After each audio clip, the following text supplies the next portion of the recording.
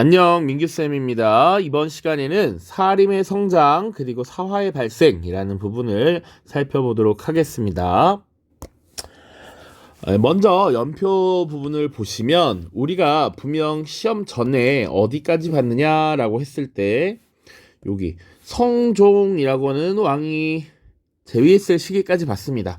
그러니까 첫 번째 약 100년 정도 봤어. 선생님이 보통 15세기라고 하면 여기 국가 기틀 마련, 통치 체제의 완성 이렇게 다룬다고 했습니다.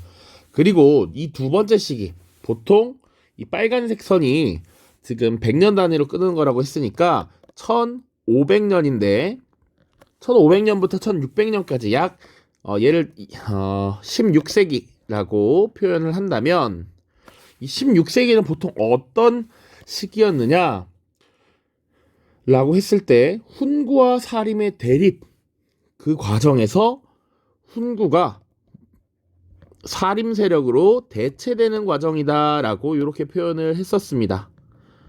그쵸? 여기서 사림이 승자가 되는 거야.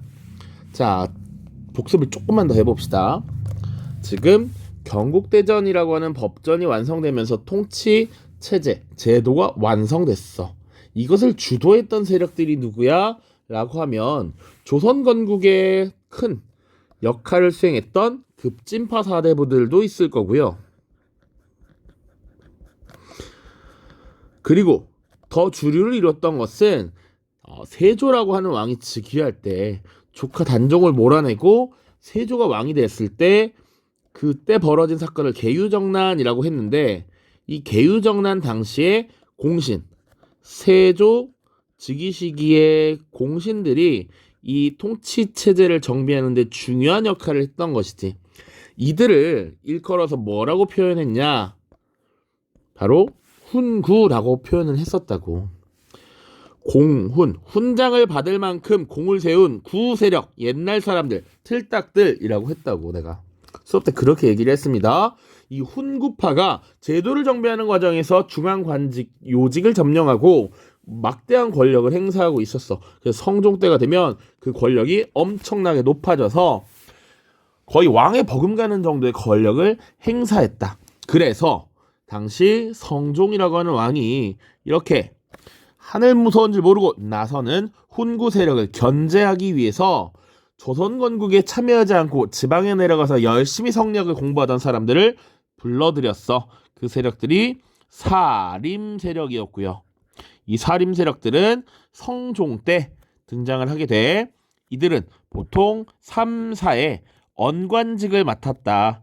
여기서 언관직이란 대간을 의미합니다. 그래서 3, 4, 사헌부, 사간원, 홍문관의 요직을 차지하면서 언론의 역할을 수행했고 당연히 언론의 역할을 수행하다 보니 이 훈구 세력을 공격하는 모습이 나타났다.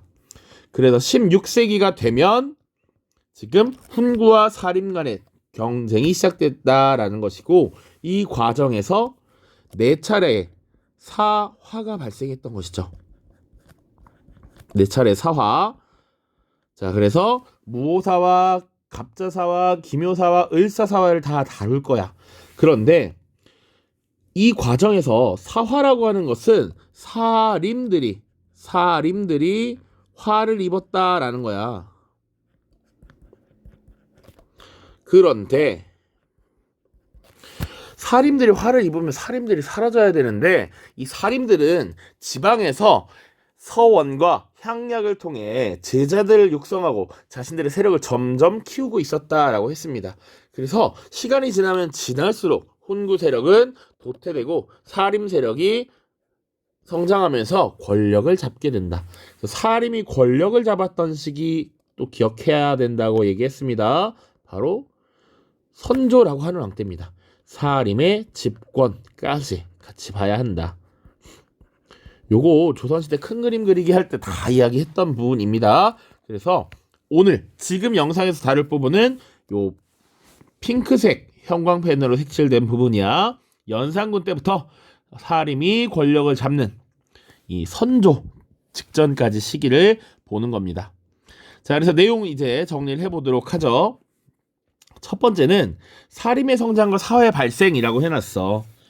그런데 요 훈구와 사림의 비교는 우리 교과서에 지금 다루진 않고 있지만 여러분들이 이 훈구 세력과 사림 세력을 원활하게 이해하고 이후 사림 세력에 의한 붕당 정치를 공부할 때 어느 정도 필요하기 때문에 요거를 선생님이 추가로 넣어놨어요. 알겠지? 자, 그래서 훈구와 사림의 비교부터 해보도록 하겠습니다. 일단 훈구파가 어떤 사람들인지 다시 한번 복습하는 거야.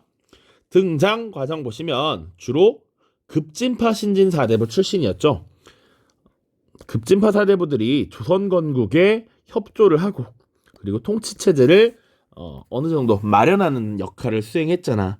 그리고 특히 훈구 중에 가장 많은 사람들은 이 세조 즉위 과정의 공신들이었다. 더 훈장받을 만한 공을 세운 구 세력들이라고 불렀다고. 그리고 이들은 국가기관에서 학문을 주도했기 때문에 관학파라고도 불렀습니다. 이런 표현이 혹시나 같이 나오면 헷갈릴 수 있으니까 같이 써놨어. 경제적으로는요, 중앙의 요직을 점령하고 많은 경제적 부를 축적하면서 대지주로 성장을 했고요.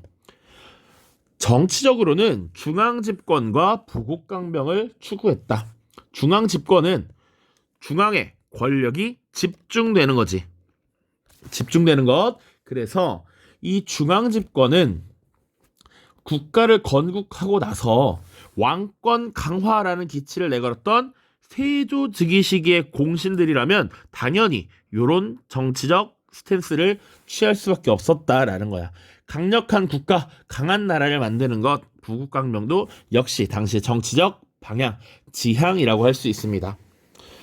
학문은 조금 중요도가 떨어지는데 여기서 사, 장이라고 하면 사는 시 이런 글귀를 말하고요. 장은 문장이야. 그래서 학문은 주로 문학적인 요소들을 굉장히 중시했다라고 보시면 되고요. 사상적으로는 다른 사상에도 관대해. 이게 훈구 세력의 특징이었습니다. 국가가 발전하고 부국강명을 이룰 수만 있다면 성리학뿐만 아니라 다른 사상도 어느 정도 받아들일 수 있어 라는 것이야. 그래서 문물, 제도, 통치 제도를 정비하는 데 기여했던 것이 훈구 세력이다. 그런데 반면 사림은 어떤 모습을 보였느냐. 사림, 성장하는 훈구 세력을 견제하기 위해서 성종이라고 하는 왕이 지방에 내려가 있던 이 사람들을 3사의 언관직으로 등용함으로써 정치에 등장하기 시작했다. 그래서 언관이란 3사의 관리, 대간, 언론 역할을 수행하는 직책을 말해 동의어입니다. 그리고 이들은 주로 정몽주, 길제의 학통을 계승했다. 이 사람들 뭐 하는 사람들이야? 다 온건파 사대부 출신들이죠. 조선 건국에 협조하지 않았고 지방에 내려가서 성리학 연구를 열심히 하던 사람들이야. 여기 사림의 계보 오른쪽에 나와 있는데 정몽주와 길제 학통을 계승한 사람들이다 라고 되어 있습니다. 이들은 지방에 내려가서 성리학을 연구하고 필요하면 조금의 땅을 경영하는 이런 스타일이었기 때문에 지방의 중소지주였다라고 하는 것이 특징이야. 훈구파와 비교가 되지. 그리고 이들은 성리학을 열심히 공부했거든. 성리학 연구 심화. 이 기본은 성리학에 대한 연구가 어마어마하게 심화되었다라는 거야. 자, 이 성리학 연구를 오래 하다 보면 과거에 이상적인 국가의 형태가 뭐냐라고 했을 때 주례라고 하는 책이 있었어. 중국 옛날 주나라의 예법을 정리한 것이다 라고 한 거야. 이때의 정치가 가장 이상적이었는데 국가의 역할, 국가의 운영 방향은 향촌 자치가 이루어져야 된다라는 거야. 마을은 그 마을의 특성에 맞게 마을 사람들의 실정에 맞게 운영되어야 한다라는 것이지. 이런 향촌 자치가 이루어져야 하고 이것은 향촌에 공부를 한 어른들에 의해서 주도되어야 한다 이런 의미였습니다. 그렇다고 해서 국왕을 부정한 것은 아닌데 왕도 정치를 주장했어. 그래서 왕이 인의 그리고 도덕을 통해서 덕으로서 지금 국가를 통치하는 것 이런 것을 강조했습니다. 이게 왕도 정치야. 도덕과 의리 이런 것들을 강조하는 것 그리고 성리학적 명분 물론 성리학은 나중에 나타난 것이지만 유학적 명분에 맞는 이런 정치를 해야 된다. 그래서 사실 중국에서 주나라가 들어설 때 그 앞전에 있던 중국 상나라가 힘으로써 정치를 하고 정치를 올바르게 하지 못해서 그것은 패도 정치를 했기 때문에 혁명을 일으켜서 나라를 갈아엎어도 된다라고 하는 역성혁명 사상이 등장하거든요. 그런 것들 같이 기억을 해두시면 되고요. 경학을 중시했다라고 하는 거 학문적으로 유교 경전을 공부해야 된다라는 거야. 경전. 자, 그리고 이들은 성리학에 대한 연구가 심화되다 보니 오로지 성리학이야. 성리학 이외의 사상을 받아들이지 않으려고 합니다. 이외의 사상을 배척하는 모습을 갖추었다. 그러니까 사림들은 똘똘 뭉쳐서 다른 사상도 수용하는 이 훈구파를 공격해. 그리고 이 사림들은 어떤 역할을 했느냐? 성리학적 향촌 질서를 형성하는 데 기여했습니다. 예를 들어서 무엇이 있느냐? 대표적인 것이 향약이야. 이 사림들은 향촌 자치를 꿈꿨다 그랬어. 그래서 마을에서는 그 마을의 실정에 맞게 마을 사람들이 지켜야 할 규약, 약속을 만들어서 룰을 운영한 것이죠. 그것이 향약이야. 그래서 이 향약을 보통 사림들이 주도하면서 영향력을 키웠다. 그리고 이 사림들을 공부를 했던 사람들이죠. 그래서 일종의 교육기관인 서원을 건립하고 여기서는 교육뿐만 아니라 조상들에 대한 선현에 대한 제사도 많이 이루어져. 여기서 또 영향력을 많이 행사하거든. 그래서 향촌 질서를 만드는데 기여했던 것이 바로 이 사림 세력들이다 보시면 됩니다. 자, 계보도고 이게 교과서 62쪽에 또 나와 있는데 이걸 순서를 외워야 돼요. 이런 거 절대 아니야. 여기서 중요한 인물들 몇 명만 보자. 정몽주라고 하는 인물, 우리 온건파 사대부의 대표적인 인물이죠. 이 사람의 학문적 계통을 따르는 사람들이 있었어. 여기서 알아야 될 인물, 김종직이라고 하는 인물은 알아야 돼. 김종직은 언제 나오냐면요. 바로 뒤에 김종직이 사실상 성종이라고 하는 왕이 불러들인 최초의 사림이야. 성종 때 등용돼서 중앙정계에 진출했고요. 이 사람의 제자들이 쭉쭉쭉 사림 세력으로서 정치에 전면으로 등장하게 돼.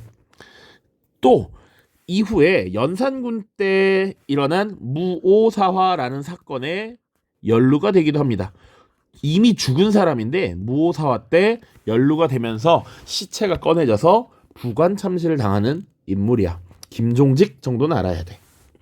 자, 그리고 또 알아야 되는 인물이 하나 더 있습니다. 조광조라고 하는 인물이야. 조광조. 이 조광조는 중종이라고 하는 왕 때 등용이 됐던 인물이고요. 그리고 기묘사화라고 하는 정치적 사건에 연루되면서 결국 죽음을 맞이하게 됩니다. 조광조가 급진적인 개혁 정치를 추구했는데 이에 대한 반발로서 지금 사화에 연루된다라는 거 보시면 됩니다. 자, 그리고 그 밑에 이제 요 이후에 선조 때가 되면 사림이 권력을 잡는 집권을 하게 되고요. 선조 이후에는 사림들 내에서 지금 분화되기 시작하지. 그래서 동인과 서인으로 나뉘었는데 대표적인 인물들 사실 요 4명을 다 알면 좋고요. 안 되면 최소 2명은 알아야겠지. 바로 이황과 이이입니다. 우리 지폐에도 그려져 있는 유명한 네임드 위인이잖아. 퇴계 이황 동인이었고요. 이 동인은 사실 나중에 남인과 북인으로 나뉘어. 그래서 여기가 남인, 여기가 북인인데 이황 계열이 북인, 조식 계열이 북인 이게 되겠습니다.